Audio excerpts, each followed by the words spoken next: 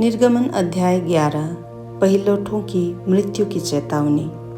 फिर यहोवा ने मूसा से कहा, एक और विपत्ति मैं फिरौन और मिस्र देश पर डालता हूँ। उसके पश्चात वह तुम लोगों को वहाँ से जाने देगा, और जब वह जाने देगा तब तुम सबों को निश्चय निकाल देगा। मेरी प्रजा को मेरी ये आज्ञा सुना कि एक एक पुरुष अपने अपने पड़ोसी और एक एक स्त्री अपनी अपनी पड़ोसिन से सोने चांदी के गहने मांग ले।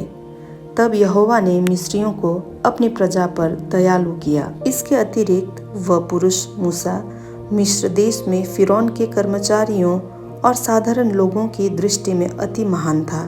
फिर मूसा ने कहा, यहोवा इस प्रकार कहता है, आधी रात के लगभग मैं मिस्र देश के बीच में होकर चलूँगा। तब मिस्र में सिंहासन पर विराजने वाले फिरौन से लेकर चक्की पीसने वाली दासी तक के पहिलौठे वरन पशुओं तक के सब पहिलौठे मर जाएंगे, और सारे मिस्र देश में बड़ा हाहाकार मचेगा, यहाँ तक कि उसके समान न तो कभी हुआ और न होगा। पर इज़राइलियों के विरुद्ध क्या मनुष्य क्या पशु, किसी पर कोई कुत्ता भी न भौंकेगा, जिससे तुम जान लो कि मिस्रियों और इज़राइलियों में मैं यहोवा अंतर करता हूँ।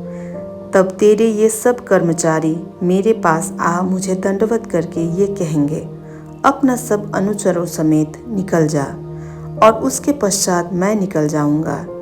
ये कहकर मूसा बड़े क्रोध में फिरौन के पास से निकल गया। यहोवा ने मूसा से कह दिया था, फिरौन तुम्हारी न सुनेगा, क्योंकि मेरी इच्छा है कि मिस्र देश में बहुत से चमत्कार करूं।